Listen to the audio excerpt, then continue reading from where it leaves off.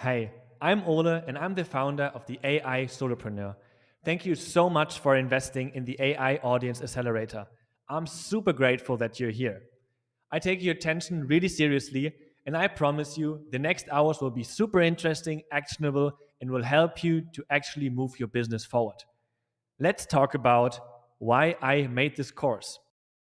The main reason why I built this course is to help you leverage the most important technology of our decade.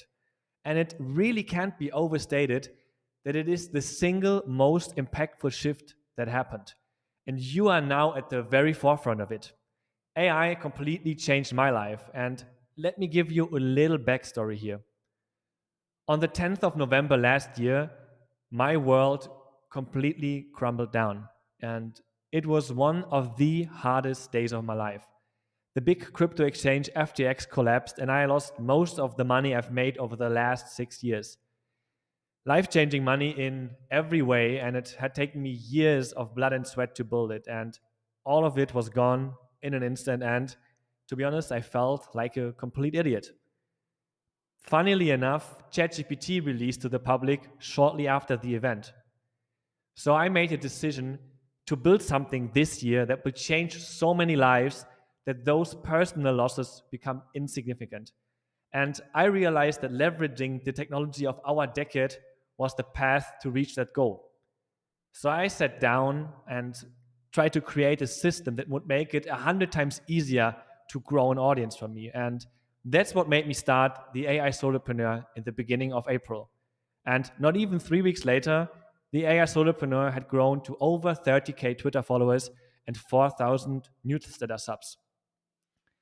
And today, not even 4 months later, we're past 110 or 111K on Twitter and 20K for the newsletter subscribers.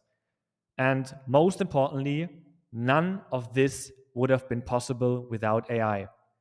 AI fundamentally reshaped the content creation landscape, opening up a world of opportunities that were unimaginable just a few years ago.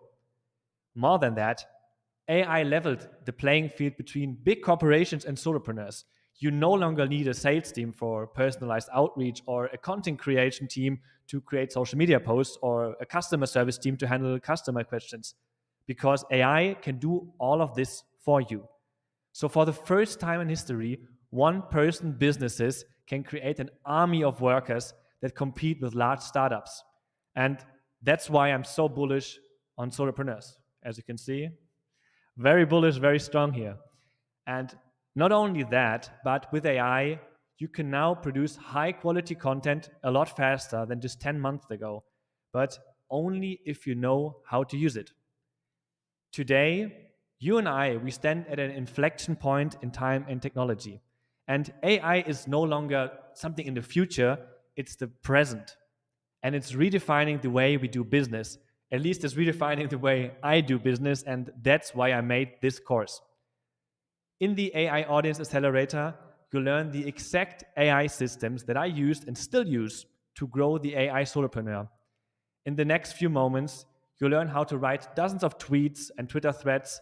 You learn how to create LinkedIn posts in 5 minutes and how to write a really dope newsletter in just half an hour, and all in a tone of voice that sounds just like you.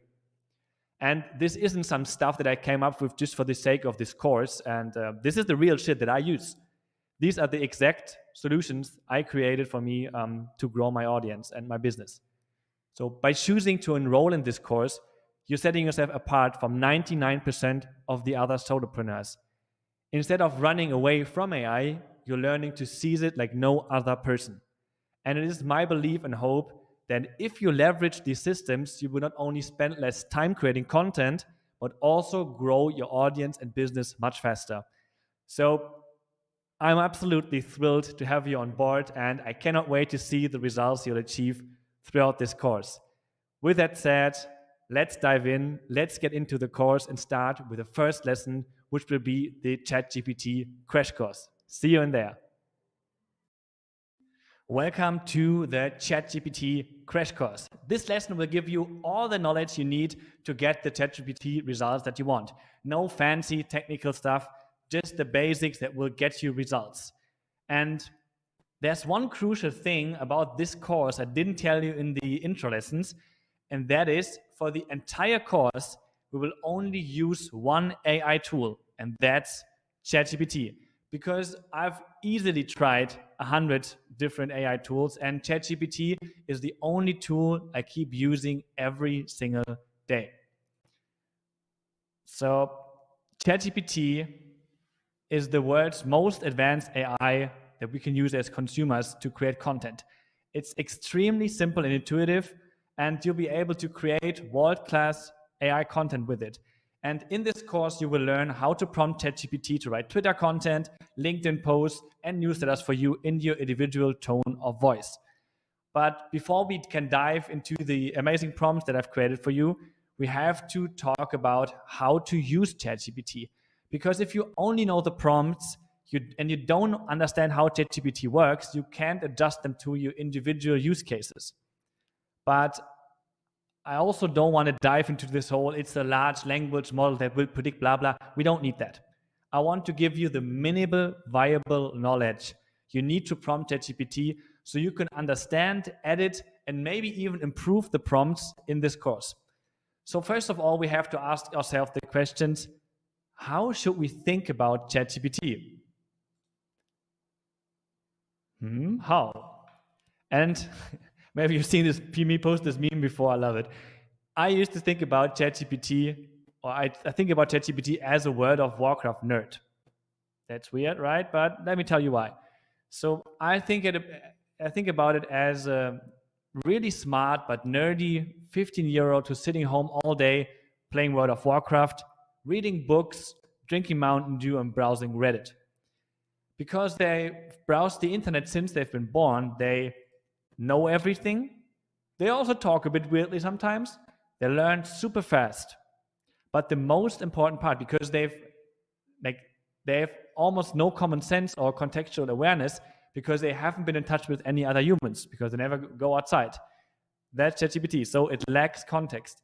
So as long as you give it the necessary instruction and context, you can teach it and ask it almost anything.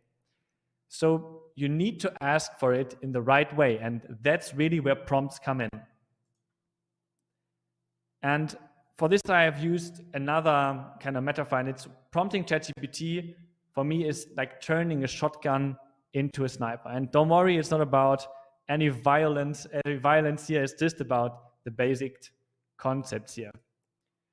So if you look at those two prompts, they seem pretty different, right? So the first one is do customer research for me.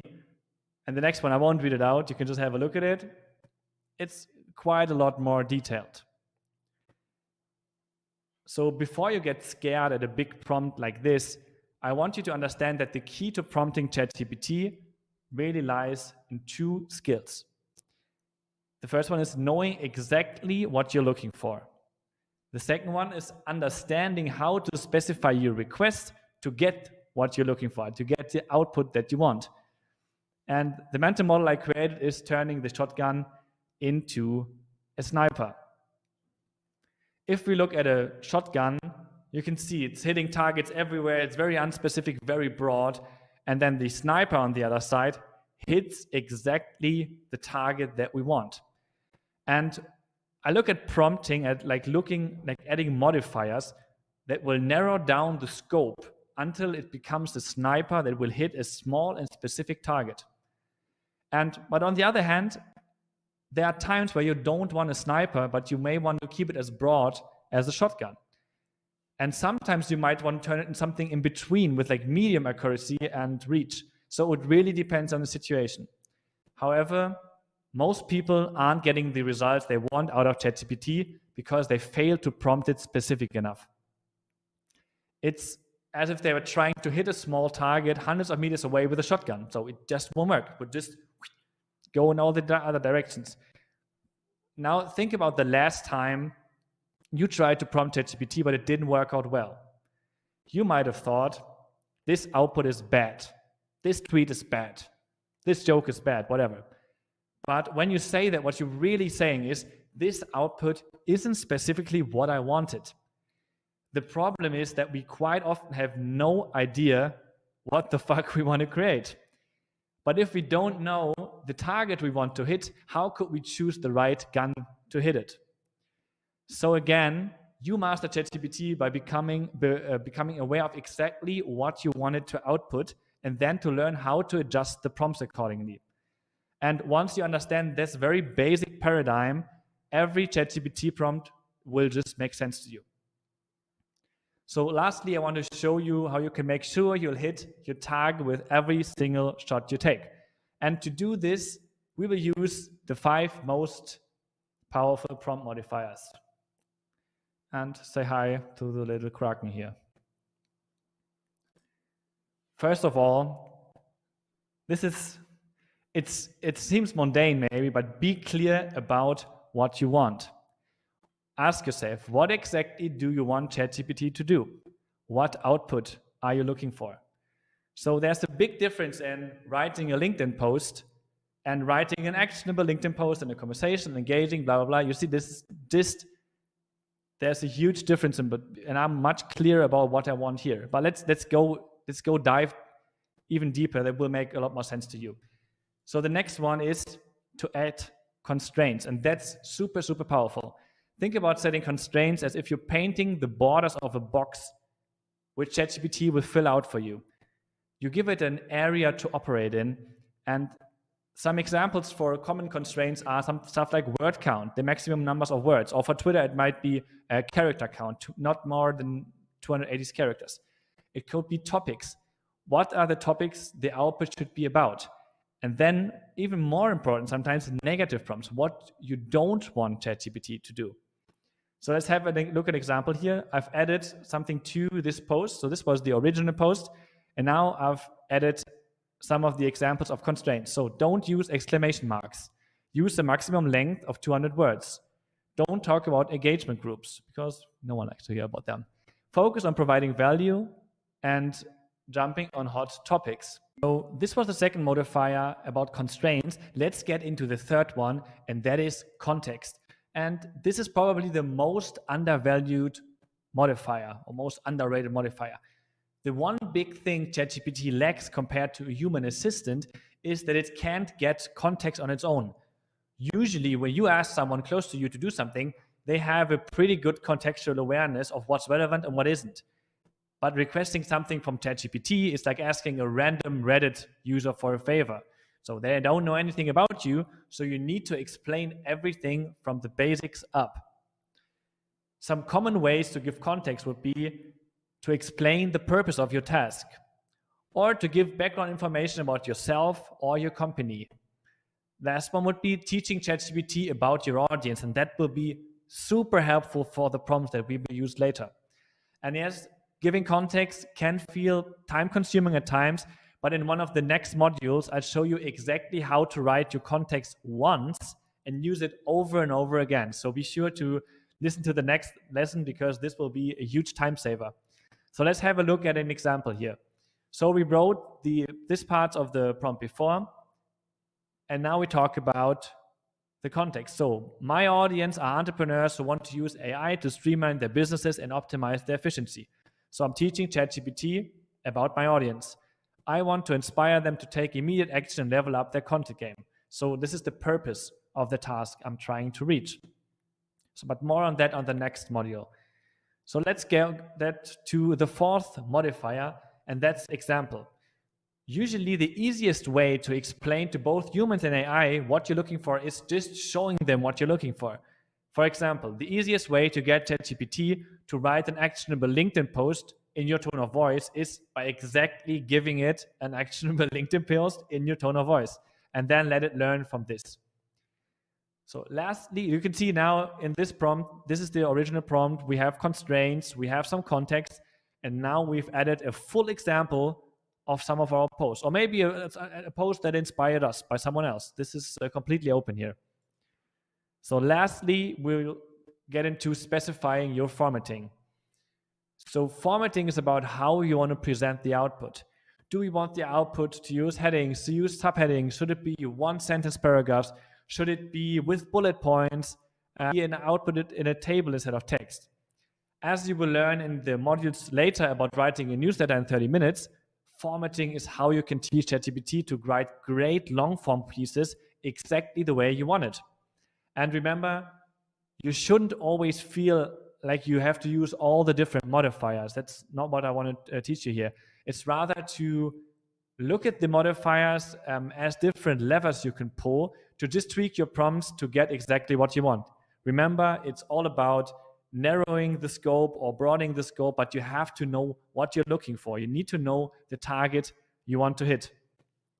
All right, now you should have learned how to write better prompts. Just to give you a very short recap, it's be clear about the output, about what you want, add some constraints, think about your context and your audience context, add examples, and then be very specific about the formatting you want.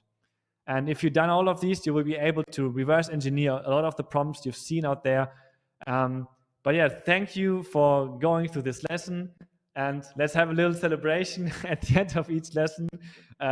Amazing that you're here. And now it's time to dive into the next lesson, which will be about how to never write the same prompt twice and how to use my specific sets of tools so it will just save you a shitload of time. So see you in there. Welcome to this video walkthrough of how to write your context inside TextBlaze. So before you get started, I hope you've read the written part of this lesson, which walked you through how to basically create a TextBlaze account and how to copy the prompts inside TextBlaze. So if you haven't done this yet, please go back to the written part of the lesson. Okay, so let's go.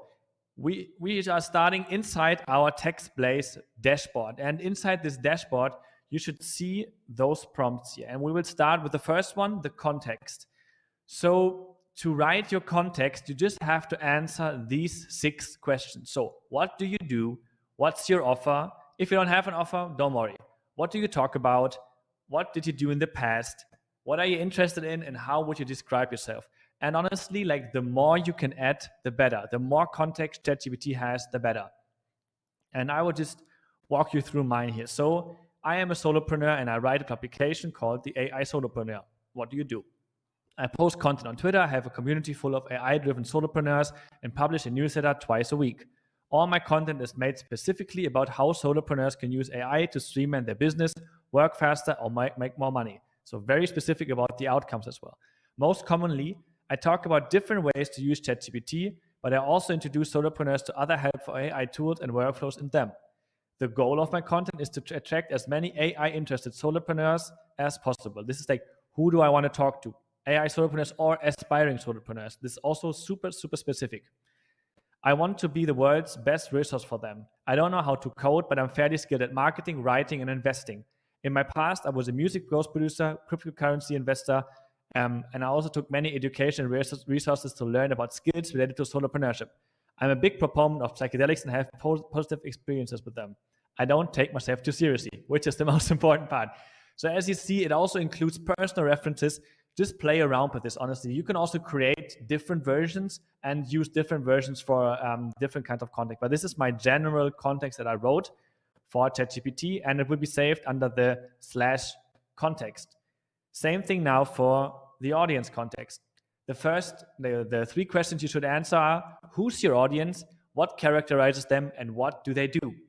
So for example, my audience context looks like this. It could be longer, to be honest. It's just a basic one now. My audience consists of AI-interested solopreneurs or aspiring solopreneurs who want to streamline and improve their business and lifestyles. Again, super important to think about what do they actually want? What are their goals? They are often content creators or business owners selling anything from high-ticket services to e-commerce or information products. This information I got from just talking to a lot of my followers. So the more information you can gather, the better ChatGPT can learn about you, and the better the content will be, and it's like really specifically tailored towards your need, and especially tailored towards your audience's need. So this is just a basic overview how to write your audience context and your other context. Spend some time on this to really get this right, because if you've done this right once, you can just recreate it with the same text-based command over and over again. Hey everyone, a couple of people reached out to me and asked me about the TextBlaze setup, so I just thought it would be easiest to record a short loom for you. So here we go. First of all, we start inside Google Chrome. So if you don't have Chrome, that's the first step. You have to download Google Chrome as your browser because it's a Chrome plugin. Otherwise, it won't work. Then I'll just access the course page.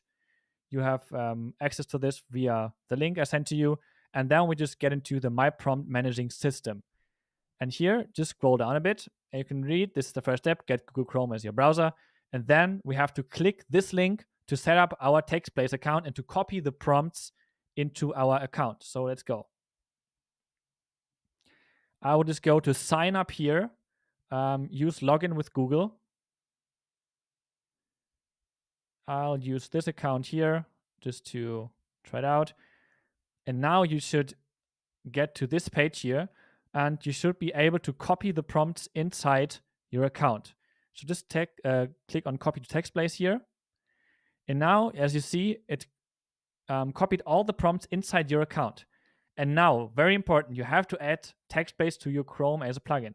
So click on here, add extension, done, boom, done. Okay, now we're back in here. No, skip the tour. And let's get back to the prompts. So the prompts are copied in here now. But as you can see, some of them are still locked. And to unlock those, we have to delete the ones in here because you can only have 20 free snippets. So we delete those. Just right click on them and click delete. All right, so now they are all deleted. In the next video, in the lesson, you will see I will fill out this context here. So for example, if you write your context, you just delete all of this and just answer it like the example, and then you have your own context snippet. And then wherever you are, you can use those prompt snippets just by typing out the little shortcut in here. So I hope this was helpful to you. So now you should have set it up. So again, set up Google Chrome, click the link inside the Notion, copy all the prompts inside your TextBlaze, get the TextBlaze Chrome plugin, and then you should delete all those sample snippets. And if that's done, you're ready to go using TextBlaze. But if you don't want to use TextBlaze, it's totally fine. You can just access all the prompts inside the Notion. So I'm giving you an option, but I really recommend you using it because it will just save you a shitload of time. So I hope that was helpful. Thank you. Welcome to lesson 1 of the AI Audience Accelerator. And in this lesson, we will talk about how to win in a competitionless market by creating your own niche. So you might think to yourself, like, how the fuck did I grow to 110K followers in such a short amount of time? And I mean, sure, talking about a big trend like AI and using AI to write content helped to grow a lot. But there were many great AI creators producing similar content at the same time. And the truth is, I did one thing different than everybody else. And that really helped me to skyrocket my Twitter growth. And that wasn't any like ultra secret marketing technique. In fact, it's one of the most basic business strategies that you can use to grow a lot faster. So what did I do? The key difference here was my positioning. So AI Solopreneur grew so fast because I created a niche where I had no competition. So basically, instead of joining the big mainstream AI party, I threw my own party with solopreneurs exclusively on the guest list. So you can see solopreneurship and AI, and I created my own niche, and I'll throw my own little party in here.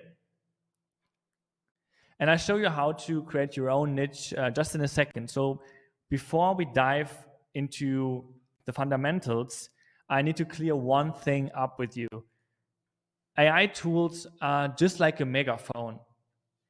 They're just amplifiers, and they can make your message way louder, but if your message isn't worth hearing, all you're doing is increasing the volume of noise. And when 1,000 people are shouting the same thing, the only way to get yourself heard is to shout about something else. And you do that by nailing your positioning. So entering an existing niche is the easiest way to fail. If everyone's doing the same thing, trying to sell the same product, if you're trying to sell dates on an Istanbul bazaar, you're probably going to have a bad time and you become a commodity super fast, and more about that soon. So let's look into what happens if you don't create your own niche.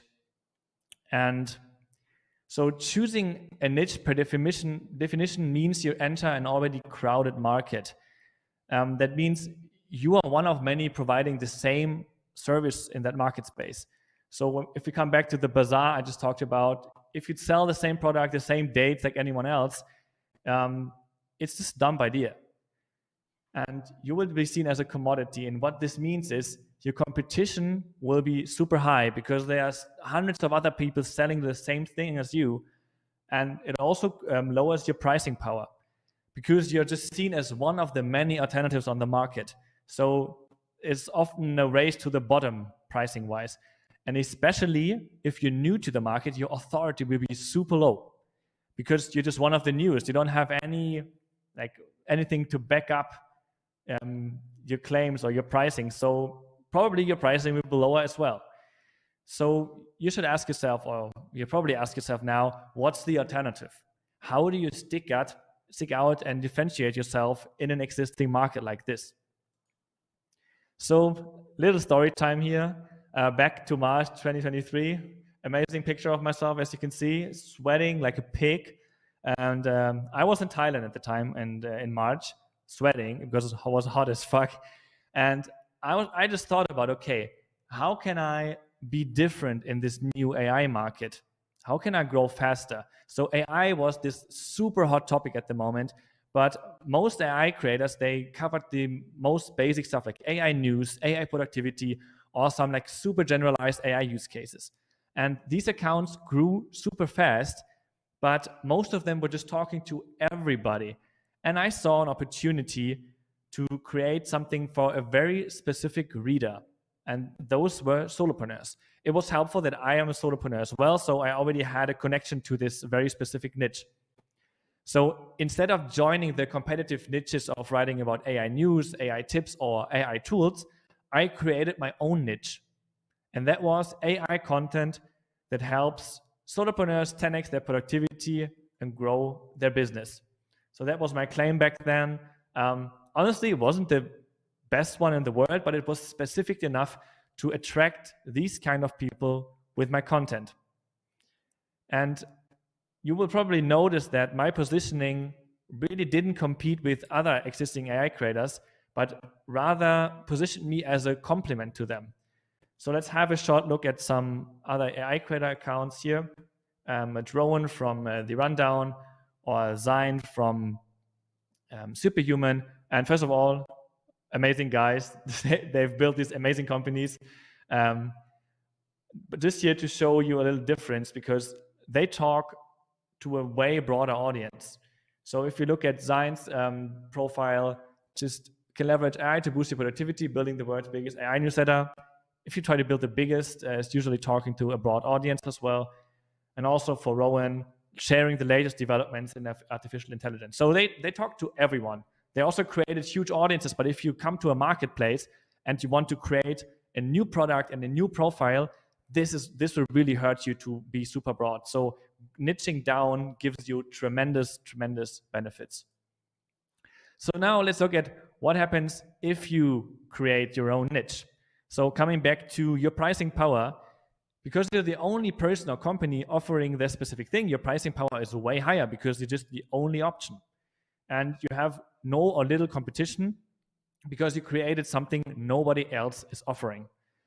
Your authority rebuilds will be super high because there's also no one else talking about this specific thing. And even if later someone else comes into the market, and I've seen other accounts trying to be AI solopreneurs as well, but you will be the first one and you have the authority of building up this niche. So now you probably ask yourself, like, why isn't everyone doing this? So first of all, not everyone knows about this. Only a small portion of business owners and creators are very, very vocal about this. And secondly, creating a niche isn't difficult, but it's scary. Because if you narrow down your content and your business, you constantly feel as if you're missing out on followers and customers. And I can tell you, that is the truth. It's scary like this, right? Oh my God, I have to create my niche. And this is how I felt when I niched down. I was like, oh man, should I talk to everyone? It's maybe easier to be the AI guy as well, right? So this was me only a couple of months ago. But I can tell you, this is an irrational fear. Because if I've just been just another AI news creator, I bet my life on it, I wouldn't have seen the same amount of success. Because again, I'd be no different to any creators who were already around. So now I will show you 4 ways to niche down and create a niche for yourself. So let's get started. Let's get into this now. So as a reminder, creating a niche is the foundational step for building an audience with AI, because it doesn't matter how loud you shout. If you're shouting the same message as everyone else, you won't see any real traction. All right, let's get into the ways how to create your competitionless niche.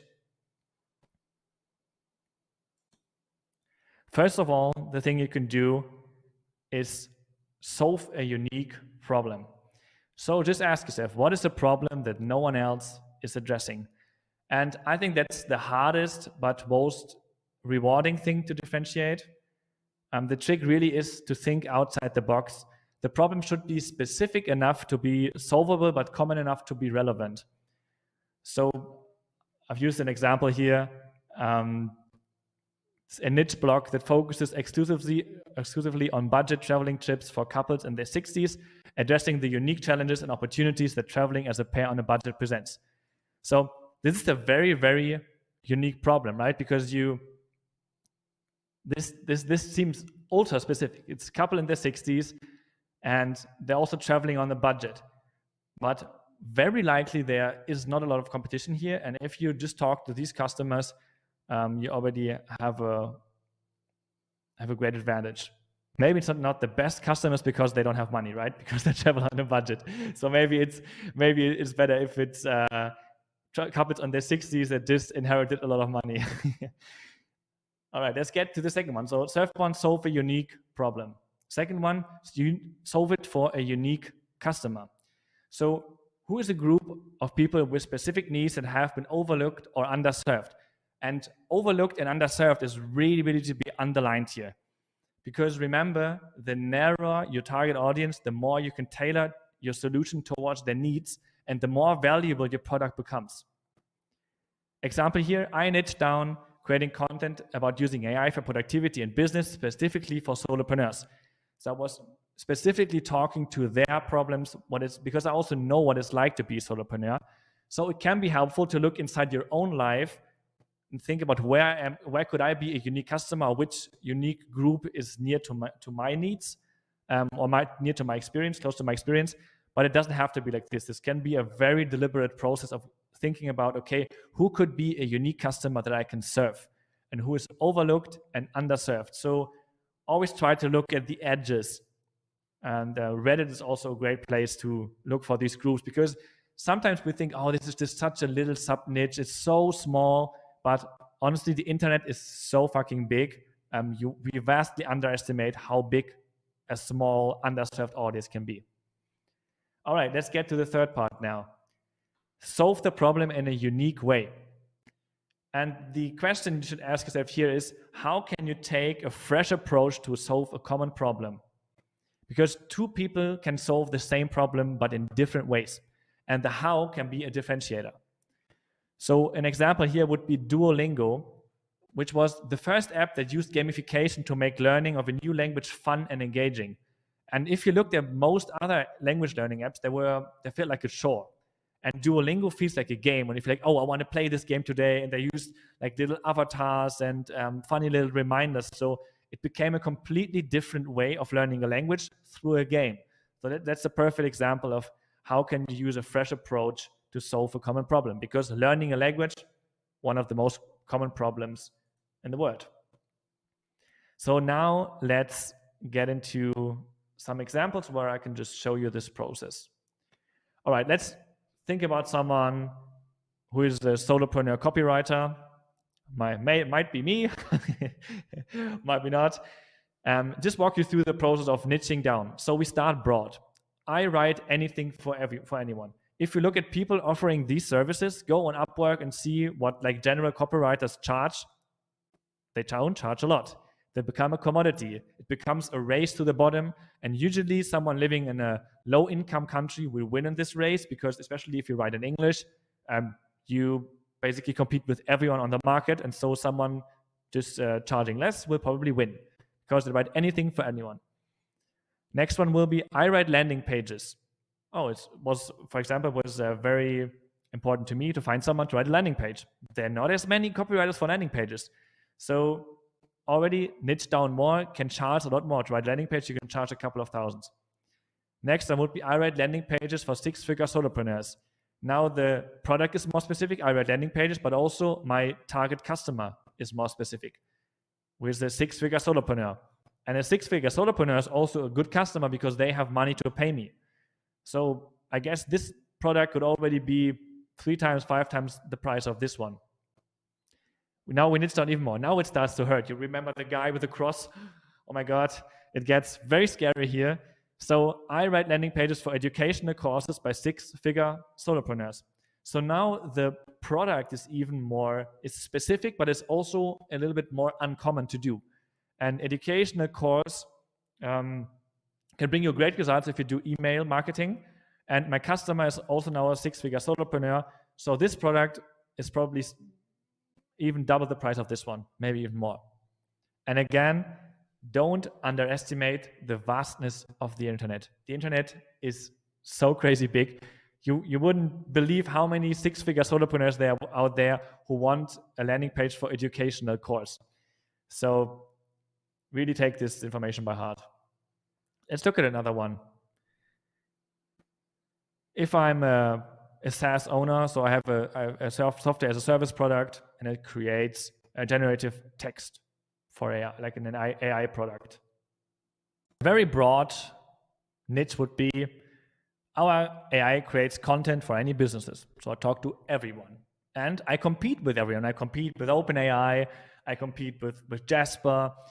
So probably my authority is still lower because I am not OpenAI. I'm not Sam Altman. So my prices will be lower or my revenue will be lower.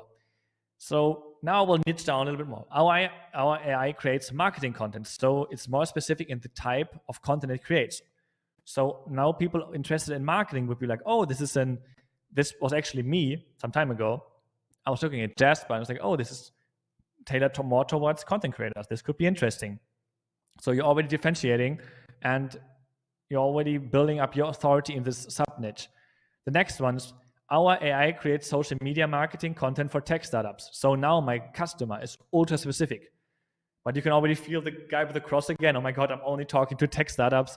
I'm leaving so much money on the table. But no, this is completely wrong. I had to learn it for myself. This is completely wrong. Like the more specific you can get with your customer, the better. And especially if you can talk to a customer where you know, okay, they have enough money to pay for your services, or your services is potentially way more valuable to them because they sell a product that's maybe subscription based and has a lot of revenue. So this is great for tech startups. I would even say maybe tech companies, because tech startups also usually they have funding, but they most likely live on a tighter budget than maybe tech companies that already have 100 employees. So you can even change this one, the tech startups, to maybe tech companies that would even be better. And the last one would be our AI creates Instagram marketing content for B2B tech startups. Now our problem solution is even more specific because it's only Instagram marketing and it's for B2B tech startups. With this, again, is a niche inside that sub niche. It's B2B, which is usually a better market than the B2C. And now you see it's already hurting again. Oh my God, I'm losing all these customers, but you're not. You're vastly increasing your value in the market. So now I've talked a lot, long rant here. It's time for action. And just go through the same exercise. And I know this is an AI course, but it's really helpful to do this in a Google Doc first. Go through this, work on your positioning, just think it through, because this will vastly help you. Yeah. And now I don't know where that came from, but it was good timing. It should feel uncomfortable. And Bravocado, I don't know, the drum roll came a little bit too early. This was the lesson on how to create your niche, and I see you in the next lesson where it's all about how to grow, engage, and monetize your audience with only 3 content types, the only 3 content types you'll ever need again in your whole life. So I see you in there. Welcome to lesson 2. In this lesson, I will talk about how to grow, engage, and monetize your audience with 3 proven content types. And I will teach you about the timeless content trio, the only 3 types of content you need to grow an audience on any platform. And I mean, is there a more iconic trio than these? I don't think so. So even though this course is mainly about AI, I need to give you a quick rundown of how to recognize and think about these content types. Because if you don't know them, how are you supposed to teach them to ChatGPT? And most of the prompts are based around these concepts, so it's just super helpful to understand them fundamentally. Just bear with me, it's going to be worth it. So I often hear people overcomplicate social media growth. You hear them say something like, oh, you need to know the algorithm to win on Twitter. You need to post exactly at these 3 times and 3 stories up, blah, blah, blah. You need to know this engagement hack to grow your LinkedIn page. And let me tell you one thing. If you ask me, that's all bullshit. There's no such thing as the platform-specific growth strategy. It's a myth in a way. And all of these things, they matter, but let's face it, they won't make up more than maybe 5 or 10% of your social media results. Because here's the thing. Regardless if you're creating on LinkedIn, Twitter, or OnlyFans, humans will be the consumers of your content. So in the end, social media is all about mass psychology. And on every platform, you need the exact same types of content to get attention, build trust, and create a follower base. And now we come back to our timeless content trio. First of all, we will start talking about growth content. And you might have seen these threads. You see, they had really good results, 26K likes here, 21K, 29K. And they brought me a load of followers. So this is what most people talk about as viral content. And the goal here is to get eyeballs. And the secret of creating good growth content is making it as broad as possible to attract as many readers while still keeping it narrow enough to not attract a completely irrelevant audience. And there are 3 common types of growth content. You've seen them before. Tools, habits, and hacks are very, very popular. And they work best when it's positioned as a quick fix to a big problem, because it makes the reader subconsciously feel afraid of missing out on the benefits provided by your content. So when you read a thread that's called 10 AI extensions that will 10x your productivity, your brain thinks like, what if this really contains a tool that would save me hours per day? I can't miss this. I'd rather spend 2 minutes reading this than missing out on this huge improvement of my life. So that's kind of what's going on in the mind of your reader. But if your brand only shares growth content, you will never be able to monetize the audience well. Say that twice. If you only share growth content, you will never be able to make enough money from this. So the point is, you build virality first. That's like the top of your traffic pyramid. And you need deeper content to build a meaningful audience that pays you money. So this is where the next part comes in, which I call the knowledge content. And I have some examples here. So this is more in-depth content.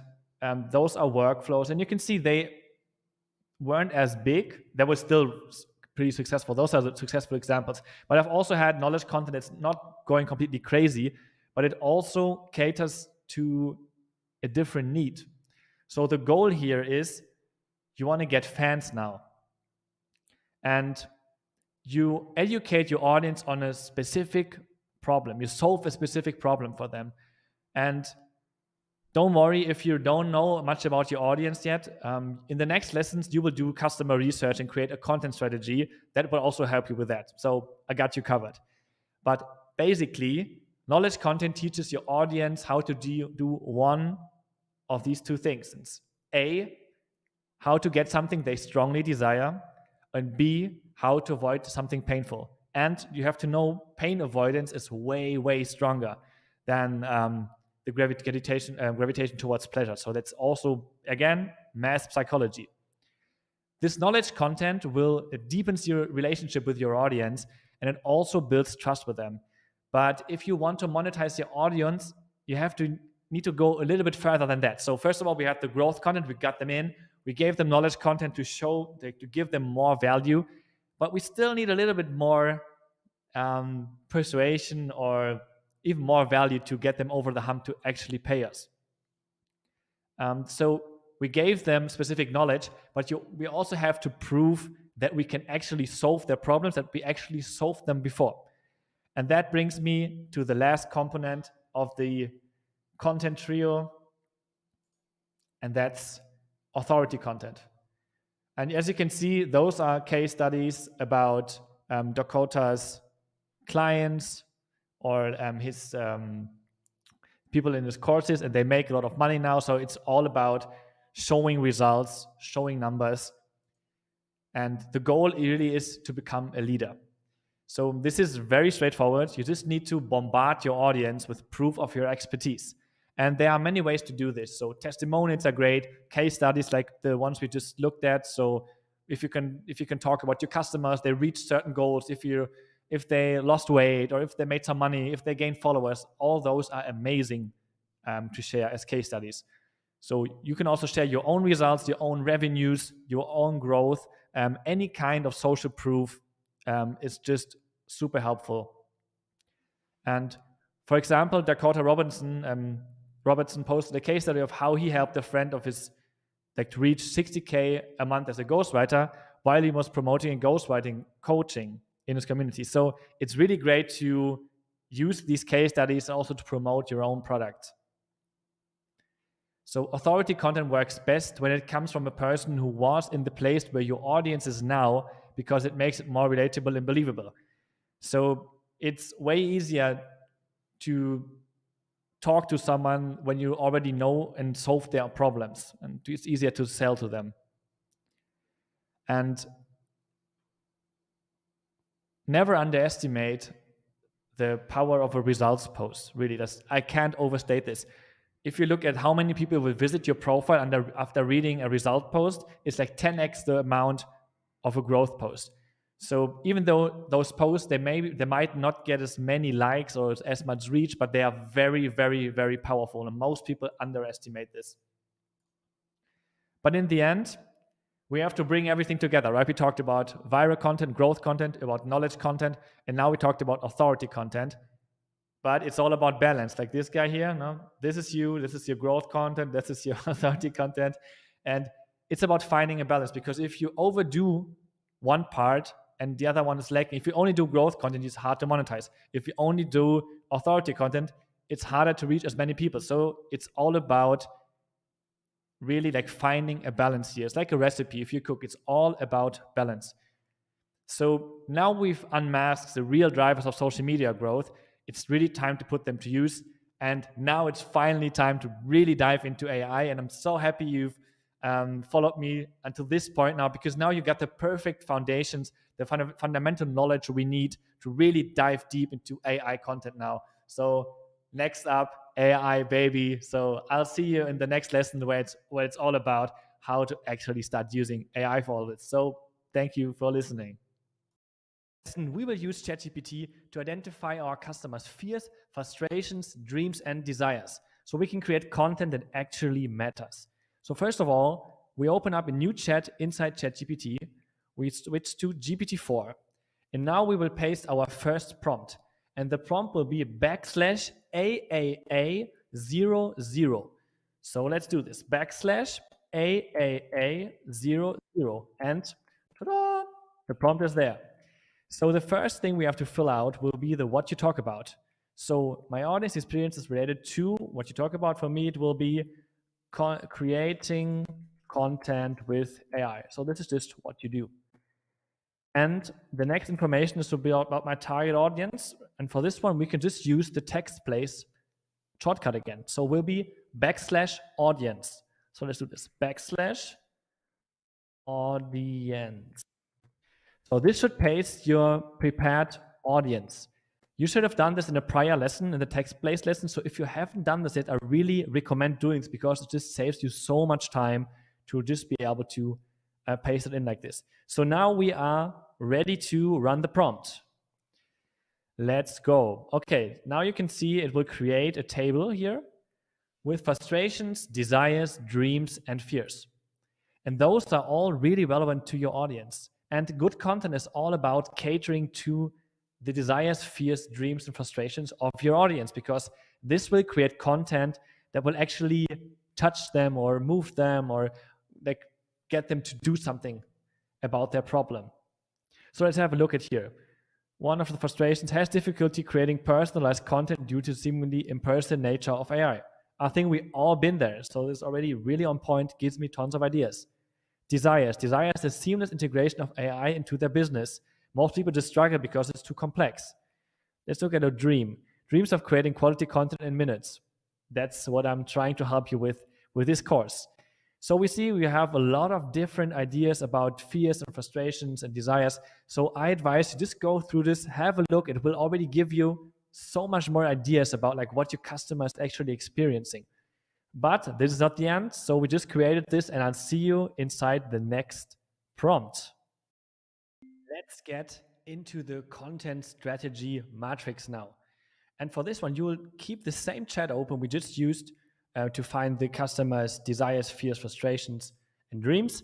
And now we paste our next TextBlaze shortcut, which will be \AAA01. So let's go. \01. And again, a prompt magically appears. And by now you can already tell that it's saving you a lot of time. So the first placeholder here is give context. And for that one, you should have created your context in the TextBlaze lesson. So if you haven't done so, go back into the lesson and please do it. If not, you can also just type it out. We'll use \context. So \context. Sometimes it won't work. You have to do it again. Now we have the context in here. And the same thing for the target audience. So again, you use \audience. Now we've got the audience in here. This is my audience and my context. You scroll down a bit in the prompt to find the topics here. Okay, so the topics for me will be AI, solopreneurship, and let's also use content creation.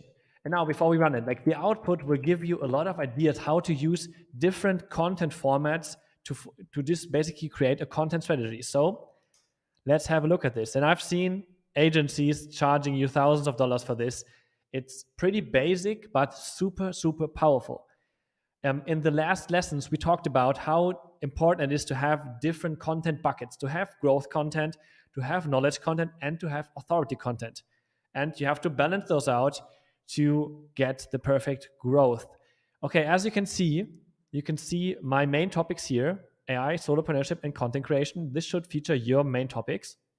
And now it created a table with general content ideas. This is still very vague and broad.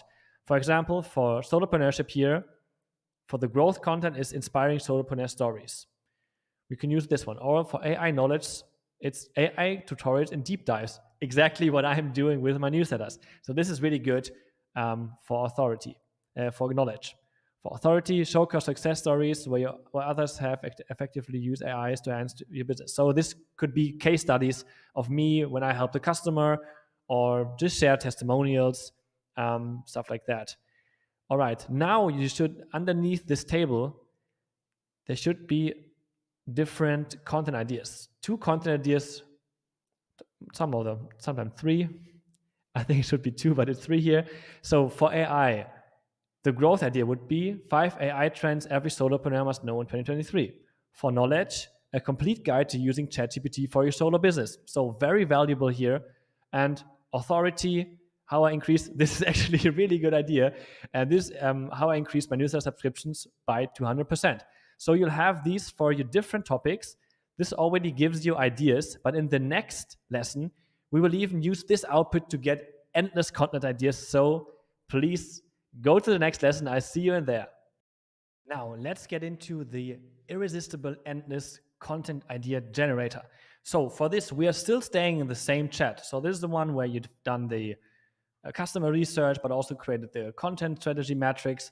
And now we get into our next prompt, which will be backslash AAA2. So backslash AAA2. And we've got our prompt here. So the first placeholder is my primary goal with my content is to be seen as an authority in the AI solopreneurship space.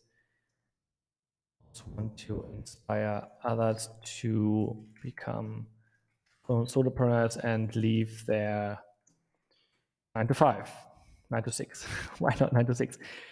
I don't talk about, for this placeholder, think about stuff that you just don't talk about because you're either not interested or you maybe not knowledgeable enough about it. So for me, this would be no code, coding, because I'm not super technical. I won't include those. AI ethics is also not something I want to talk about. And anything else, let's just keep it like this. So once we fill this out, we can now run the prompt and sit back, relax, breathe in, take a sip of water. It was quite empty, but okay, here we go. Now this should create 40 different ideas for you. And just a little disclaimer, don't expect all of them to be great, but it will give you a lot of ideas and which direction you can go and you can think. And this will also be structured into the different content buckets we talk about: growth content, knowledge content, authority content. I guess if you've gone so far in the course, you probably got the hang of it now. But you will see this is just super, super interesting or like a valuable concept, how to think about different types of content. So let's just have a quick look on here. You can see there's always a number in there. Just to be more specific, this tends to perform better on social media, but you can also leave them out. Just to give you ideas, you're always free to edit those, and those are just to give you ideas. This is why it's called the Irresistible Endless Idea Generator. So yeah, this should have, so now you should have 40 different content ideas. And I see you in the next lesson where we go into Twitter creation. Now it's time for Twitter domination. So let's get into our first thread writer, the alarmingly actionable thread writer. And the name already gives you some hints. It's all about actionable advice, because actionable advice really gives a lot of value to our audience. So the first prompt will be backslash AAA3. Backslash AAA3. Now we have to fill out the placeholders here. The first one is the headline, so of the whole thread. You can choose one of the headlines you created in the prior lessons or just come up with something on the spot. By the way, if you're looking for 7 hacks or 7 ways or 8, just go up to 10 or 11 because we will choose in the end and some of them will be cut out anyway. So I'm looking for 7 tips for entrepreneurs. For microdosing, I would just use 11 benefits of microdosing for entrepreneurs, because some will be not as good. So for context, I would use the command backslash context. This should have been pre-filled in the prior lesson in TextBlaze. So this should just paste your context. And now let's run the prompt. ChatGPT has now finished writing the thread. So let's have a look. Discover Power Mic. So this is like an opening one. Kickstart creative thinking. I like that one. Boost your productivity is also good. Say goodbye to stress. Increase emotional intelligence. This is a really good outline. Deepen the understanding of AI. Maybe that's not as great, but this is why I told you create more than you actually need, or maybe just run the prompt twice and just combine the best parts. Because honestly, creating with ChatGPT is all about creating a lot and just choosing the parts that really, really stick out to you. So sometimes ChatGPT won't use the formatting that we provided in the thread. And for that, I created another prompt. That's AAA4. This one you should only run if you don't like the formatting. That's just like an optional one, but let's still do it. And so you can see it. All right, so this will rewrite the thread. You have to include the number of tweets here. So this one would be 11 tweets. And it just reformats it so it's very actionable, very snappy. because sometimes it will just ignore some of the formatting you give it, and this is just a reminder for ChatGPT. So let's run it again, and now it should come up with the perfect formatting, but it was already good before. But if your output is not 100% written in the right format, just try the second prompt \AAA4. And this is the thread writer, and this should provide you with a really great body of work. And like I said, create a lot of it and just pick out the best parts, combine them, edit them, add some personal references. And later on, we will also talk about how to feed more examples into ChatGPT. So more on that later. Now it's time to get into the viral curation. And curation is the great way to grow on Twitter, especially if you have a smaller account, because you can just borrow someone else's authority.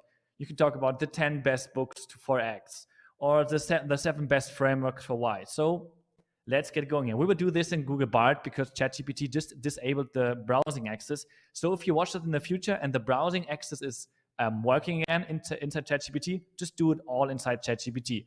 If not, we will start in Google Bard. It's going to work kind of the same way.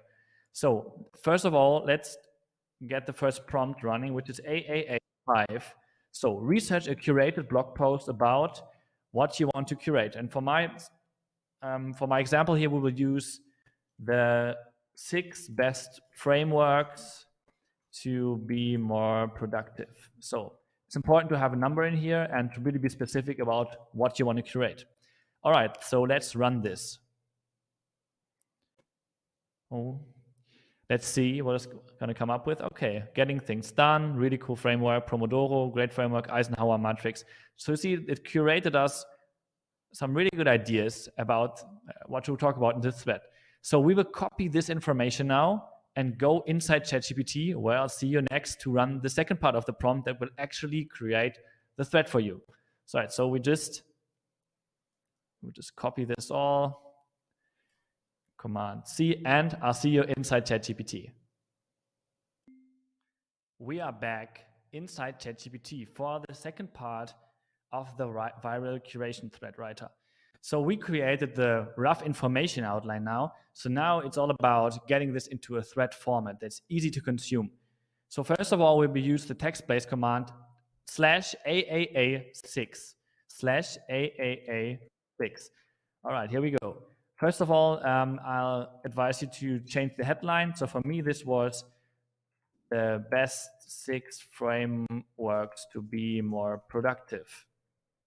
Right, and for the intake curation, you should copy and paste the text that Google Bard gave you, or the text that ChatGPT browsing access gave you. So this is just the rough outline about the frameworks that Google Bard researched for me to be more productive.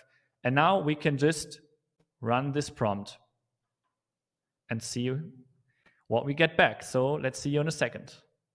So as you can see, we have a cool overview of the different techniques, but the formatting is a little bit off. It's not really easy to read those. So if you remember, we had this nice editing prompt, which is AAA4, and we will just run this to make the output a little bit more presentable. It doesn't want to work now. Now it works. All right. So we will also change this one, rewrite the tweet thread so that each number of tweets includes. So it's 8 tweets. So we'll change this to 8 and press enter. So as you can see, this is already way more in a Twitter format. Has a headline, different bullets, and a snappy end sentence. This is way better and should give you a really good idea how to structure this thread. You should do your own little editings now and add some pictures, but this is already a great body of work that you can use on Twitter for a viral curation. So see you in the next video. We've created some threads now, but let's get into some single tweets. And for single tweets, it's always great to include some parts of your personality, your backstory. So for that, we have to change ChatGPT because it doesn't know anything about us yet. So I prepared this prompt, which is AAA7, which is the personalized irresistible tweet writer. Okay, here we go. Irresistible personal tweet for me. So first of all, we have to insert our context. You should have prepared this in one of the first lessons. So it's / context. So to me, I'm a solopreneur, blah, blah, blah, blah, blah. My audience consists of we use the one /audience. Saves a lot of time, as you can see. So the third one, we have to scroll down a little bit until you see a 3, insert your tweets. And for that, you should prepare a Google Doc or any other document where you just copy 5 to 10 of your personal tweets. As you see, I copied some of them from Twitter, and you all separate them with new tweet. And you copy them, and just paste them inside the prompt where the insert your tweet placeholder was before. And once we've done this, we take a deep breath and we click on enter. All right, and this should give us tweet ideas that have personal references to you. So once you run the prompt, you should have around 20 personalized tweets that include some kind of personal reference. Some will have some weird references, but just go through them and see, because a couple of them usually have interesting ideas, and you can just work on top of this. So I hope you enjoyed this prompt. Another way to create cool single tweets is to use the Action Man single tweet writer. And this is the TextBlaze command \AAA8. AAA8. All right, so great. I like the headline. And for this, we will have a look at the headlines we created before or any headline that comes to mind. So I will just go back into the prompt where I created my headlines. I chose the headline 6 ways how I attracted my first 1,000 customers through content. And this prompt will help you to just get this little small, cool, actionable tweets you can just shoot out in between threads. Okay, so let's run the prompt now and see.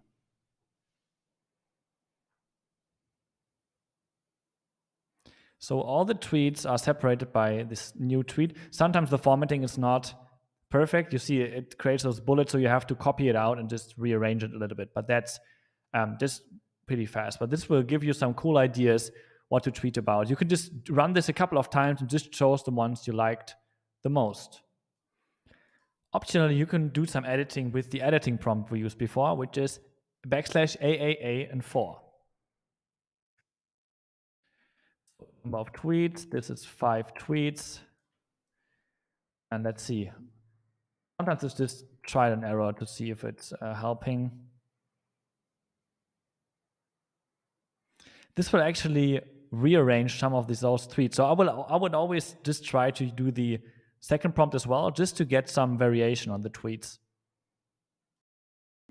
In this lesson, I will walk you through the motivational LinkedIn activist. So to get started, we will use the prompt AAA9 \AAA9. Here we go. There are 2 placeholders here, and those will be the ones you have in your TextBlaze. So the first one is \context. \context. Second one will be the audience placeholder, so it's \audience. You should have prepared those in the TextBlaze lesson. Okay, all right, here we go. So now we can run the prompt. So as you can see, ChatGPT has created some pretty interesting posts here. They will be divided by the next post. So I like this one. Success in AI is not about coding skills, but understanding your problems and finding smart solutions. Here's my top 3. Tool selection, incremental implementation. That's actually super helpful. So those posts will be very actionable again, because those are the posts that will get the most engagement, because they actually help someone, they actually deliver value, which also makes you more valuable. So people will also come to pay you later. So yeah, just go through them, see which ones you like. You can just always regenerate response if you just want to create more. It's all about creating a lot and just filtering out the best stuff. And now I will see you in the next lesson where we look into listicles. People's attention spans are super, super short. So listicles are always a great way to get your audience engaged, because they're just super easy to skim, very, very concise, condensed information. So now we will use a prompt that will create lit listicles for LinkedIn for us. Lee, that's a song, right? For that, we will use TextBlaze command AAA10. AAA10. Sometimes we have to redo it. That's live, you know. So, okay, here we go. Again, we will just paste our pre-saved context in here, \context, and the audience, which will be \audience. Right, so now let's run the prompt. Be sure to be in ChatGPT 4 like always. And this should create posts that are just listicles for you. Those are great for LinkedIn. So let's just wait until it's finished. So I like this one, 10 insights from using psychedelic for solopreneurship. You can play around with your audience background and your context. So if you don't want it to talk about certain topics that you sometimes talk about, just take them out of the context block. And this one would be a good start for a nice post. The last line isn't the perfect one, but it gives you a really, really good body of text, and you can definitely build a cool post from that. So I hope you enjoyed this one, and let's get into the slides next. So the carousel LinkedIn posts. So let's go. See you in there. We've all seen posts like this, carousel posts on LinkedIn. They work super well, get a ton of engagement. And in this lesson, we will have a look at how we can create those inside ChatGPT way, way faster. So let's get going here. We open up a new chat. We are in ChatGPT 4 like always, and we will use the TextBlaze command AAA11. Now you have to fill out the topic you want to talk about. For me, it's going to be, let's do something different. It's going to be micro dosing for solopreneurs. And you got to scroll down a little bit to find those two placeholders. So insert your context here with using \context, and also your audience with \audience. You might have guessed. All right, so let's start this prompt now. And it should output you this table. And each table is a slide you have to create inside a tool like Canva, where you can create the graphics. This is super helpful because it will actually tell you what to put on each slide. So this is just a huge time saver. And it learned from other popular LinkedIn carousels, so it knows about the formatting. So you just have to take the output of this table and then go into your tool of your choice to create the actual slides. And I love this one. I love LinkedIn carousels, and I'm excited to see your results on LinkedIn. So see you there. In this video, we will have a look at how to make ChatGPT sound more like you, because that's what we want, right? We don't want any robotic sounding generic messages here. So for that, I will just basically write a new thread here. So use \AAA3 for the thread writer. Let's write it about 7 ways microdosing improves work. Context. We just use the context one, \context. And now we will just run the prompt to get the basic outline done.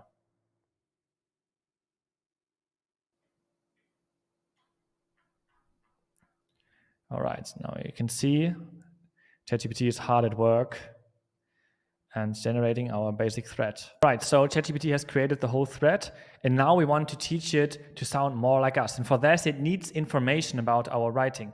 So there are 2 ways to do this. Actually, I use both ways. The first one now is the easier one because you can always use it inside the GPT-4 thread that you already wrote here, so you don't have to switch any windows. So you would just use the command \write like me. And now we will use the first version, that's this inserting examples. And for that, you should just start a Google document or a Word document, or just inside your notes, where you just store some of your favorite tweets, maybe some of the best performing. I actually have 2 or 3 different documents. So you would just delete this placeholder. We go into my document here, copy and paste the examples. And now ChatGPT will learn your style of voice, and it will rewrite the material it just created. So let's try this.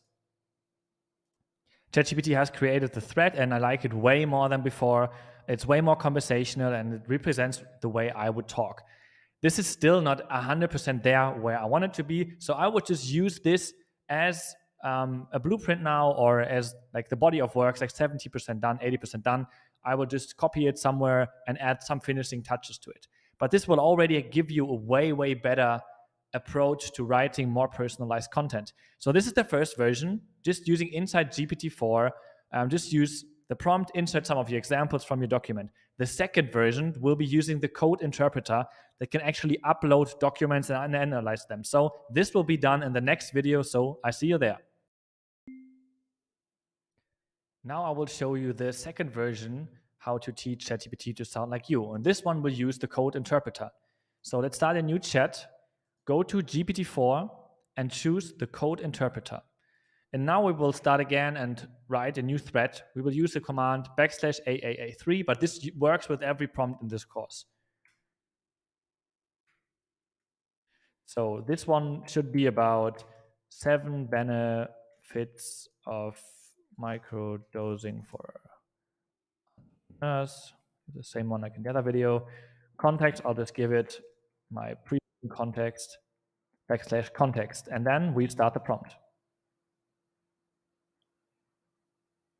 Now we just wait until ChatGPT is finished.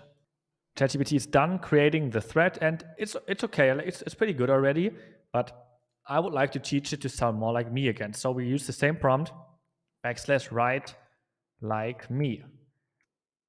And now this time we will upload the same Google document you used before, and we could just click on this little plus here, and you can use any kind of document that includes your style of writing. It doesn't have to be other tweets. It's helpful to be in the same category. So I just chose some other tweet examples of mine, and this will help ChatGPT to analyze my style of writing now.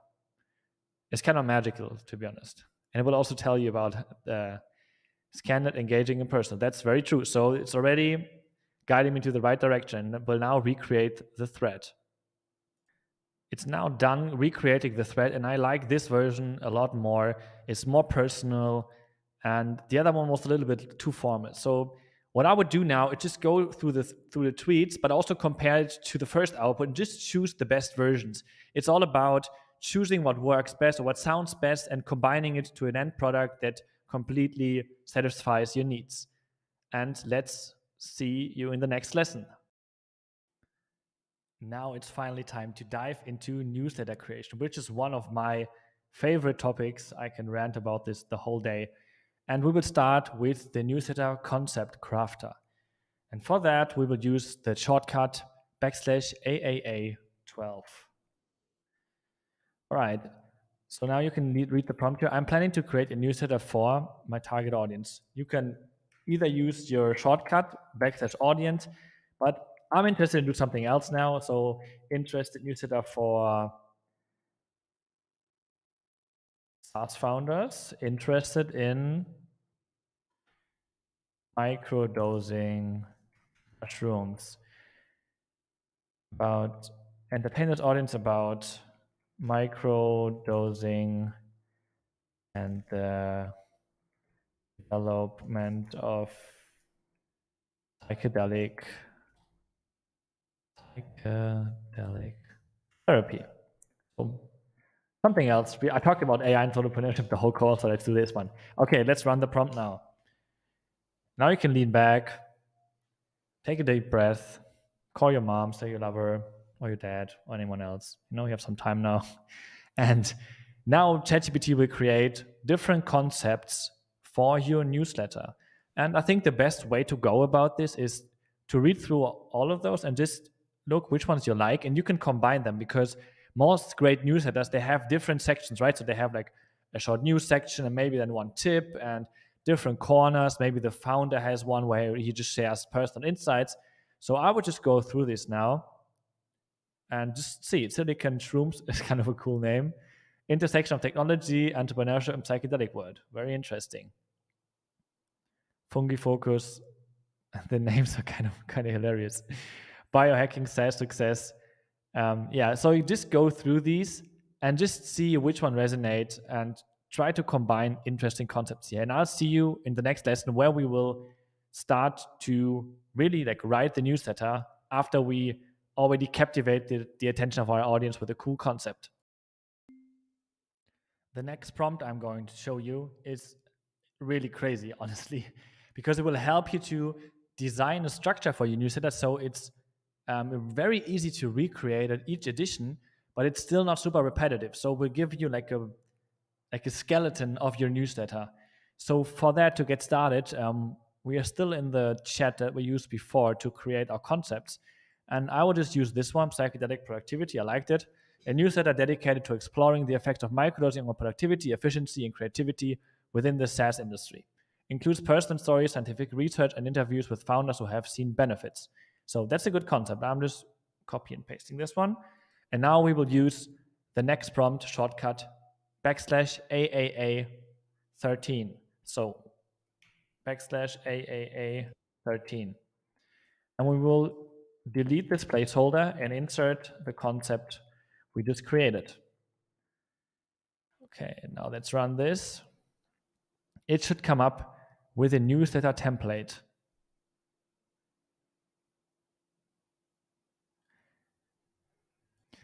And now ChatGPT has created this template. So you can see, for example, this is the beginning of the newsletter. And as you can see, those are placeholders. It's like a prompt now. And so newsletter starts with a brief summary, main feature, topic of the week. Those will be filled in later with another prompt. But now we have like a nice overview of how our newsletter could look like. The science behind it, personal accounts, reflections and takeaways. And it creates different templates. So look for those templates, just copy them into a different document so you can save them. That's very important because in the next lesson, we will use those skeleton newsletters, blueprints. Let's use blueprints. Skeleton sounds a bit scary. All right, the blueprints, and we can create a newsletter just using this in the next lesson. So I'll see you in there. Let's get into my favorite part of this course, which is the newsletter ghostwriting part. So for that, you should have prepared your newsletter template in the prior lesson. So please save this template into a Google Doc or anywhere else into your notes, and because we will need that. And then you should also craft your first 1 or 2 editions by hand using that template, because we will feed those editions into ChatGPT so it can learn the structure that are filled with your voice, your tone of voice, and then we can create it with a prompt. And it will only take you like 30 minutes to write your edition once you've gone through this once. And it's just super extremely helpful. Like, honestly, this is the biggest game changer in this course. So I'm happy if you made it so far. All right, so let's get started. We will use the TextBlaze command \AAA14. As we know, sometimes we do it twice, but no problem for us. All right, so I need you to help to draft a deep dive newsletter for my brand is the AI Solopreneur, a weekly publication in the AI and solopreneurship space.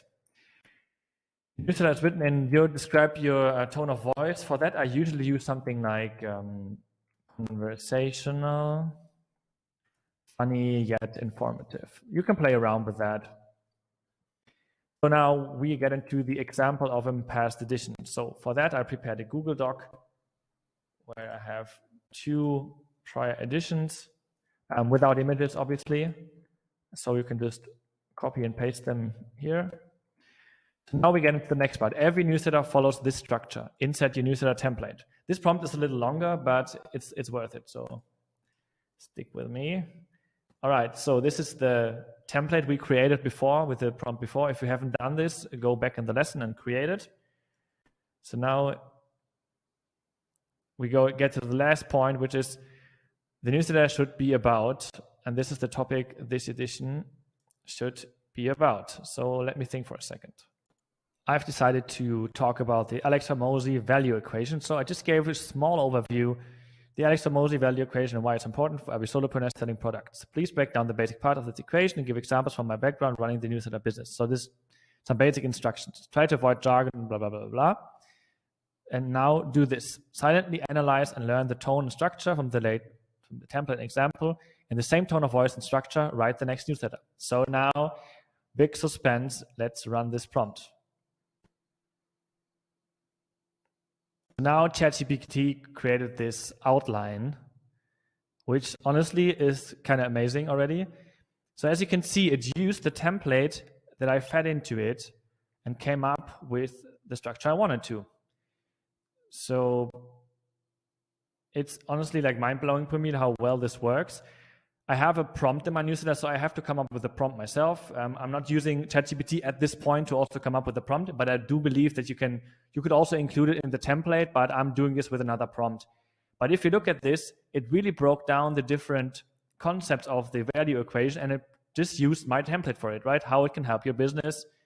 And yeah, it's super actionable. So I would use this now to craft the actual edition, to copy it into something like Beehive, and edit it in there.